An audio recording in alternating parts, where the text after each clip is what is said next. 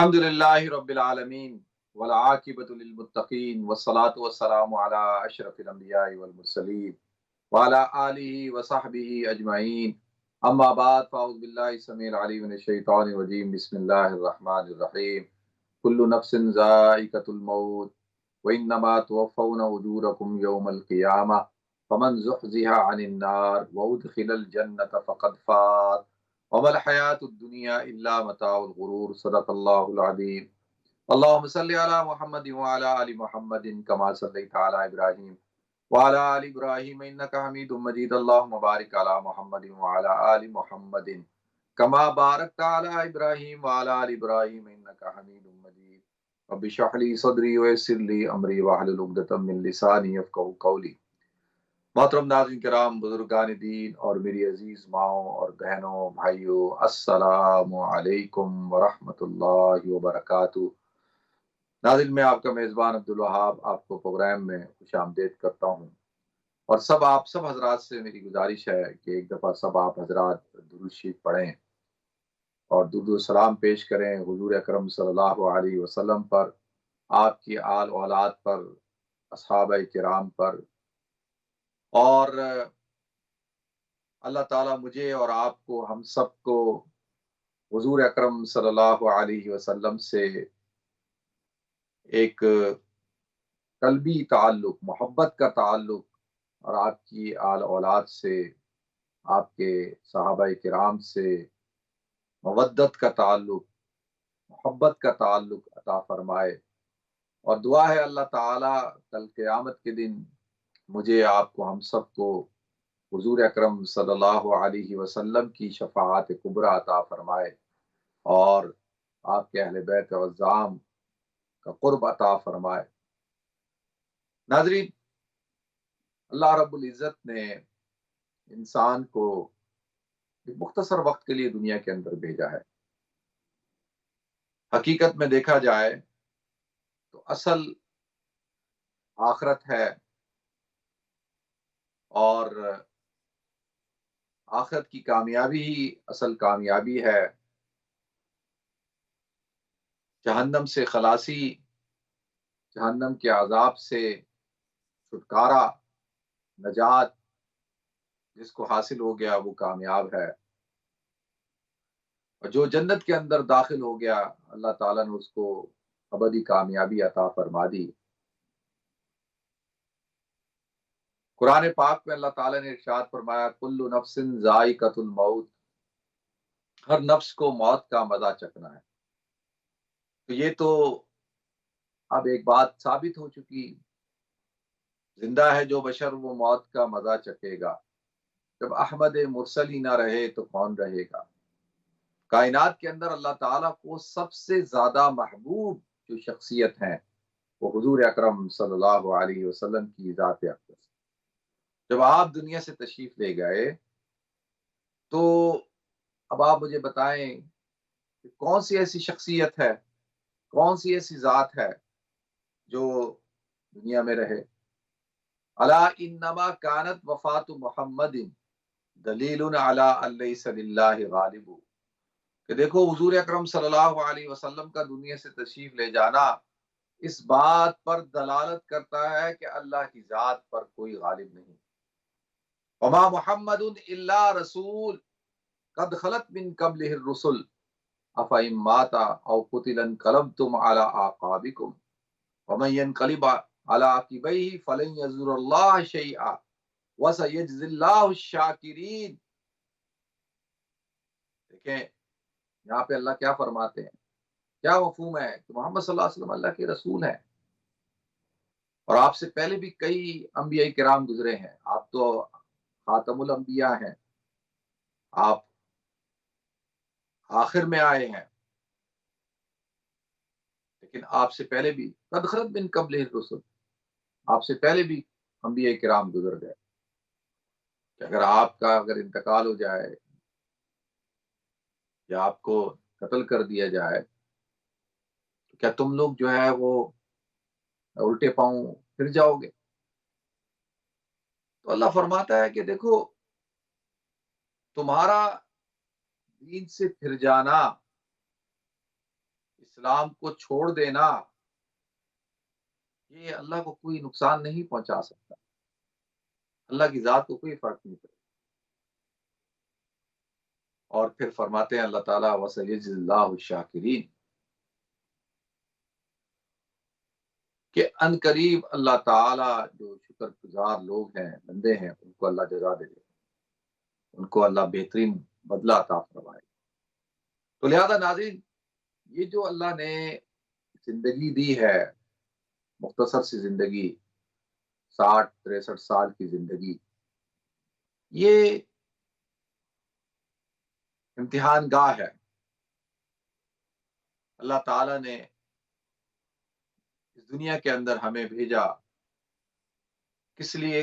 تاکہ اللہ ہمیں آزمائے، اللہ ہمیں پرکھنا چاہتا ہے، جانچنا چاہتا ہے کہ ہم یہ کیسے زندگی گزار کے آتے ہیں۔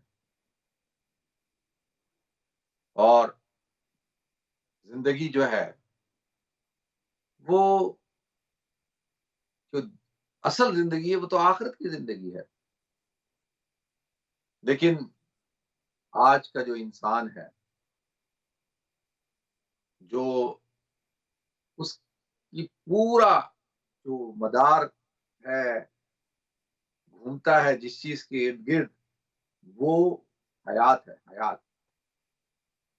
اور اس کی زندگی سب سے اس کی قیمتی متاع ہے۔ انسان دنیا میں سب سے زیادہ جس چیز کو محبوب رکھتا ہے وہ اپنی ذات کو محبوب رکھتا ہے، اپنی حیات کو۔ اور محبوب بھی وہی، اس کا مدار دائرہ کار بھی وہی، اسی لیے کہتے ہیں کاروباری زندگی۔ یہ جتنا آپ کو نظام چلتا ہوا نظر آ رہا ہے جو انسان ایک قائم کرتا ہے، وہ اس زندگی کو بہتر کرنے کا اس کے مدار گھوم رہا ہے۔ جس سے بھی پوچھیں بھئی کیا تم نے یہ محنت کر رہے ہو، کوشش کر رہے ہو، جد و جہد ہے، یہ کس لیے ہے؟ وہ کہے گا کہ بھائی زندگی بہتر ہو جائے، بس اپنی زندگی کو بہتر کرنا ہے۔ اور زندگی کو بہتر کرنے کا مطلب کیا ہے؟ میں ایک یعنی عمومی طور پر جو مزاج ہے نا اس بات کو بیان کر رہا ہوں۔ وہ کیا ہے کہ بھئی اچھی ایجوکیشن ہو، اچھا روزگار ہو، کاروبار ہو، اچھی جاب ہو، اچھا گھر ہو، اور دنیاوی آسائشیں ہوں، مال دولت ہو، بینک بیلنس ہو، یہ سب کچھ ہو۔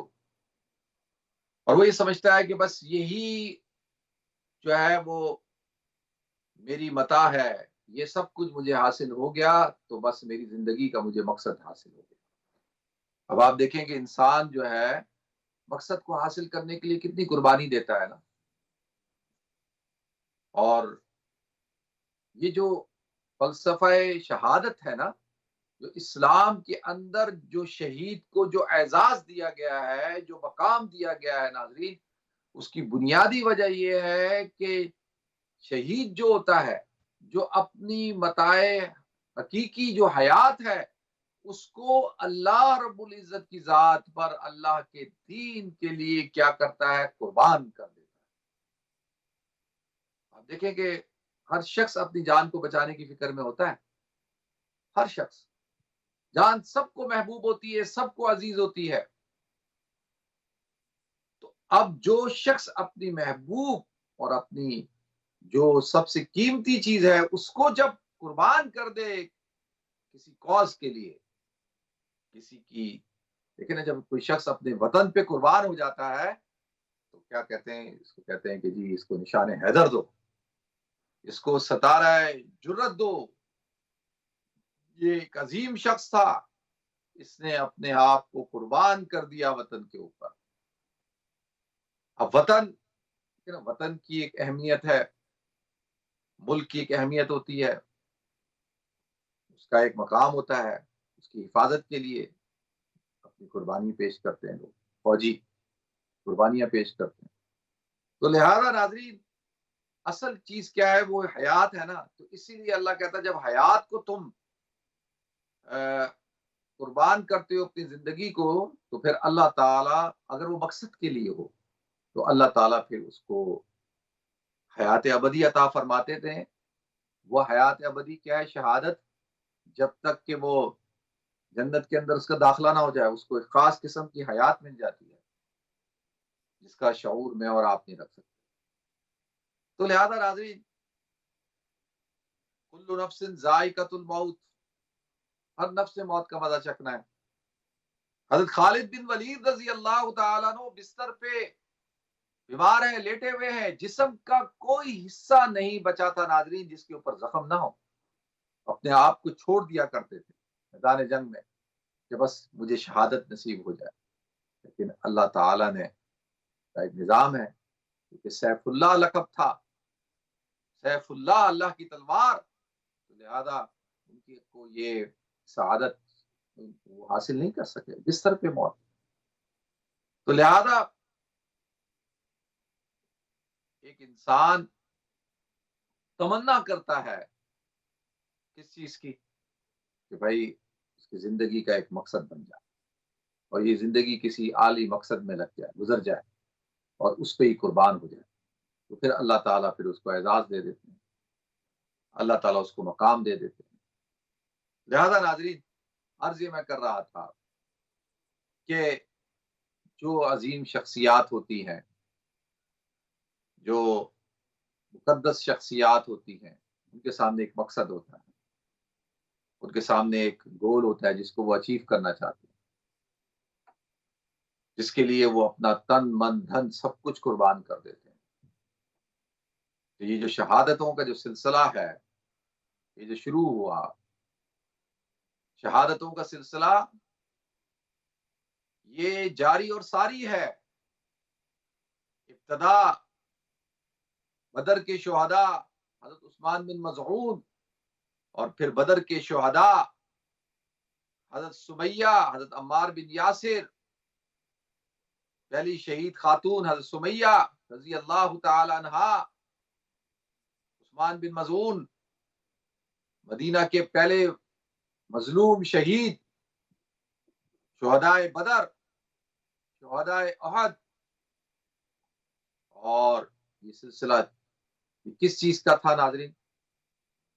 یہ شہداء اپنی جانوں کی قربانیاں دے رہے تھے اقامت دین کے لیے، کہ دین قائم ہو جائے، حفاظت دین کے لیے کہ دین کی حفاظت ہو جائے. یہ جو سارے صحابہ کرام کی جو قربانیاں ہیں، یہ سب کی اقامت دین کے لیے. سیدنا حضرت حسین، امام علی مقام حضرت حسین رضی اللہ تعالیٰ کی شہادت جو ہے وہ حفاظت دین کے لیے ہے، استقامت دین کے لیے ہے. تو سلسلہ شروع ہوا ناظرین اور جاری اور ساری ہے. شہید ختم نبوت حضرت زید رضی اللہ تعالیٰ، اسی طریقے سے اور صحابہ کرام، پھر تابعین، تبع تابعین، ائمہ کرام، محدثین، علماء، مشائخ، آج تک یہ سلسلہ جاری اور ساری ہے.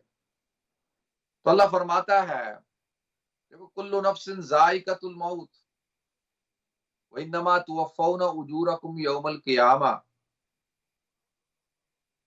کہ ہم تمہیں، ہر نفس نے موت کا مزہ چکنا ہے.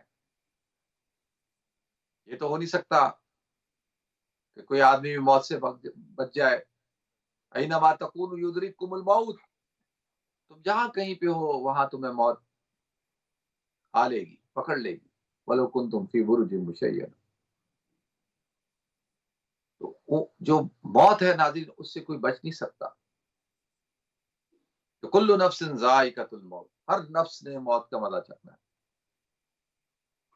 تو اللہ فرماتا ہے کہ میں تمہیں قیامت کے دن اجر عطا فرماؤں گا. جو اجر ہے وہ تو قیامت کے دن ملے گا. یہاں پر جو حضرات شریعت کے مطابق زندگی گزارتے ہیں، اللہ کے احکامات کے مطابق زندگی گزارتے ہیں، جو قربانیاں دیتے ہیں اپنی جان کی، اپنے مال کی، اپنی اولاد کی، اپنے اسباب کی، اپنے اوقات کی، تو اللہ تعالیٰ اجر تو آخرت میں عطا فرمائیں گے. دنیا کے اندر کیا ہے اللہ تعالیٰ ان کو دنیا کے اندر چین، سکون، اطمینان عطا فرماتے ہیں، وہ مطمئن ہوتے ہیں، مطمئن اپنی زندگیوں سے۔ تو لہذا ناظرین، کل نفس ذائقۃ الموت وانما توفون اجورکم یوم القیامہ، قیامت کا دن ہوگا، ونضع الموازین القسط لیوم القیامہ، اللہ تعالیٰ اس دن اعمال کو وزن کریں گے، اعمال سے، فلا تظلم نفس شیئا، کسی نفس کے اوپر کوئی ظلم نہیں ہوگا۔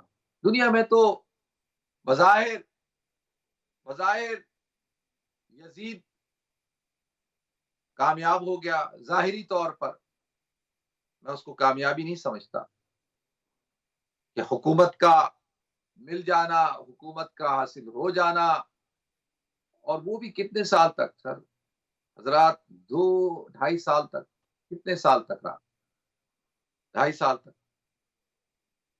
اور سودا کیسا، وہ خود کہتا تھا کہ جب حضرت معاویہ رضی اللہ تعالیٰ عنہ نے یزید کو وصیت کی تھی، دیکھو اگر کبھی تمہارا مقابلہ حضرت حسین سے ہو جائے اور ان کے ساتھ، تو ان کے ساتھ ذرا اس نے سلوک کے ساتھ پیش آنا، درگزر سے کام لینا، کیونکہ وہ نواسہ رسول ہیں۔ تو حکومت تو حاصل کر لی، جسموں کے اوپر اپنے رٹ کو تو قائم کر لیا، لیکن دلوں سے، لوگوں کے دلوں سے ختم، نفرت کی علامت ہو یزید اور یزیدیت، قیامت تک کے لیے ظالم اور جابر اور کس کی نفرت کی علامت بن چکا ہے۔ آج کسی شخص کو آپ کہہ دیں نا یہ یزیدی ہے، یزید کا پیروکار ہے، یزید، تو وہ کہتا دنیا کی جو گالی دینی ہے دے دو مجھے، جو کہنا ہے مجھے کہہ دو، لیکن یہ نہ کہو۔ آپ دیکھیں، بظاہر کامیاب ہو گیا اس کا لشکر ابن زیاد کا، بظاہر کیا ہوا کربلا میں 72 نفوس قدسیہ جو ہے وہ شہید کر دیے گئے، اور اس وقت وہ جو لشکر تھا جو ابن زیاد کا، شمر ذل جوشن، سنان بن نقی، یہ وہ بدبخت لوگ ہیں جنہوں نے حضرت حسین رضی اللہ تعالیٰ عنہ کو شہید کیا، بلکہ ذمہ دار تو پورا کا پورا لشکر ہے۔ جب بعد میں وہ ایک گورنر تھا، اس کا نام میرے ذہن سے نکل رہا ہے، مسلم شاید نام تھا اس کا، جب اس کو اختیار دے دیا یزید نے، تو ابن زیاد سے اس کو کہا کہ جو جو فوجی ابن زیاد سے لے سکتے ہو لے لو، تو تمام کے تمام فوجیوں نے ابن زیاد کا ساتھ چھوڑ دیا۔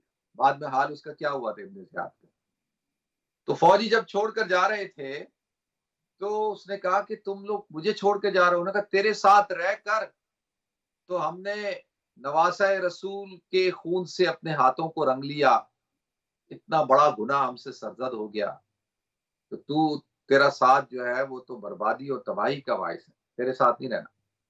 بعد میں آپ بھلے افسوس کرتے رہے ناظرین، جو ظلم ہونا تھا وہ تو کر دیا۔ تو اللہ فرماتا ہے وَإِنَّمَا تُوَفَّوْنَ أُجُورَكُمْ يَوْمَ الْقِيَامَةِ، قیامت کے دن فیصلہ ہو جائے گا، قیامت کے دن۔ فَمَنْ زُحْزِحَ عَنِ النَّارِ، اور جس شخص کو جہنم کی آگ سے بچا دیا گیا، وَأُدْخِلَ الْجَنَّةَ فَقَدْ فَازَ، جس کو جنت کے اندر داخل کر دیا گیا، فقد فاز فقد فاز فقد فاز، وہ شخص کامیاب ہو گیا۔ کامیابی تو آخرت کی کامیابی ہے ناظرین۔ بھلے یزید جو ہے وہ ہماری مائیں بہنیں اہل بیت اور حضرت حسین رضی اللہ تعالیٰ عنہ کی گھر والیاں، ان کی بچیاں، گھر والے، آپ کی بہن حضرت زینب سلام اللہ علیہا، بھلے کہ قل اللہم مالک الملک تؤتی الملک من تشاء وتنزع الملک ممن تشاء وتعز من تشاء وتذل من تشاء، وہ یہ آیت اس وقت کا مصداق نہیں تھا، اس کو اس بات کا اندازہ نہیں کہ یہاں پہ مالک الملک تؤتی الملک من تشاء کا مطلب یہ نہیں ہے کہ اللہ تمہیں کوئی سلطنت دے دیتا ہے. سلطنت کیا چیز ہوتی ہے؟ سلطنت جو ہے وہ حکومت کا نام نہیں ہوتا کہ وقتی طور پہ آپ کو خلافت مل جائے، بادشاہت مل جائے، امارت مل جائے. وہ کہتے ہیں بادشاہ است حسین شہنشاہ است حسین. بادشاہت اور شہنشاہت تو یہ ہوتی ہے کہ آپ لوگوں کے دلوں پہ راج کریں، لوگ آپ پر اپنی جان کو نچھاور کر دیں. ناظرین، اصل حکومت تو یہ ہوتی ہے ومن زحزح عن النار وادخل الجنت فقد فاز. جس کو جنت میں داخل کر دیا گیا وہی کامیاب ہے. اصل کامیابی تو وہی ہے. وما الحیات الدنیا الا متاع الغرور. اور یہ جو دنیا کی زندگی ہے وما الحیات الدنیا الا متاع الغرور، دھوکے کا سامان ہے، دھوکے کا سامان. اور اکثر آپ دیکھیں گے لوگ برباد ہو گئے، تباہ و برباد ہوئے. ان کو کس نے برباد کر دیا؟ دنیا نے، دنیا کی لالچ نے، وقتی فوائد نے، وقتی اقتدار نے، چھوٹے چھوٹے بینیفٹ کے لیے ہم اپنی آخرت کو برباد کرتے. کامیابی کا معیار آخرت کے اندر کیا ہے؟ جنت کیا دخول ہے. تو لہذا ناظرین، جو ظالم ہے وہ اپنے ظلم سے دنیا کے اندر تو شاید بچ جائے. دنیا کے اندر تو وہ کوئی آدمی کسی کے ساتھ زیادتی کرے اور اس کو سزا نہ ہو، پکڑ نہ ہو، بچ جائے، لیکن آخرت میں نہیں بچ سکتا. لا تظلم نفس شیئا. کسی نفس کے اوپر ذرا برابر ظلم نہیں کیا جائے. یہ تو ممکن ہی نہیں ہے. تو لہذا ناظرین، غم کربلا، غم حسین، تذکرہ کربلا، شہادت کو بیان کرنا بہت آسان ہے، بہت آسان ہے. وہ کہتے ہیں نا، خون حسین عرض کربلا ہے، لاکھوں یزید ہیں اس جہاں میں، حق کے کلمے کو اٹھا کر دے. جب تو حق کے کلمے کو بلند کرے گا تو اس وقت پتہ چلے گا کہ کتنے یزید ہیں یہاں پہ. تو بیان کرنا، وقت کے فرعون کو للکارنا، حق کے ساتھ کھڑا ہونا، مظلوم کے ساتھ کھڑا ہونا، مظلوم کی حمایت کرنا، یہ بہت مشکل بات ہے. طاقت، ریاست، اسلحہ، تلوار کے آگے تو سب جھک جاتے ہیں. لیکن یہ درس دیا حضرت حسین رضی اللہ تعالیٰ عنہ نے. اور انہوں نے یہ سبق کہاں سے پڑھا تھا؟ کس درسگاہ سے پڑھا تھا؟ انہوں نے اپنے نانا کی گود میں بیٹھ کے اس درس کو پڑھا تھا کہ سر کٹ تو سکتا ہے، جھک نہیں سکتا. حضور اکرم صلی اللہ علیہ وسلم محبت کیا کرتے تھے حضرات حسنین سے. فرماتے تھے کہ میرا یہ جو بیٹا ہے حسین، اس کے اندر شجاعت ہے، اس کے اندر بہادری ہے، اس کے اندر استقامت ہے، یہ صبر سے اور ہمت سے مقابلہ کرتا ہے. اور میرا بیٹا حسن یہ سردار ہے، صلح جو ہے، یہ معاملہ فہم ہے، عقل مند ہے، معاملات کو درست کرتا ہے. تو یہ تربیت کس کی تھی؟ حضور اکرم صلی اللہ علیہ وسلم کی تربیت تھی. نانا اور پھر والد محترم فاتح خیبر حضرت علی کرم اللہ وجہہ، حضرت علی رضی اللہ تعالیٰ عنہ کا جو مقام ہے اور جو ان کے اندر شجاعت ہے، بہادری ہے، وہ ان کی اولاد میں تو آنی تھی. لہذا انہوں نے اس بات کا پیغام دے دیا کہ دیکھو، وقت کے یزید کے آگے کھڑا ہونا ہے، اس کو للکارنا ہے، جرت کے ساتھ، شجاعت کے ساتھ. اللہ تعالیٰ ہم سب کو ان شخصیات پر عمل کرنے کی توفیق عطا فرمائے، ان کے نقش قدم پر چلنے کی توفیق عطا فرمائے۔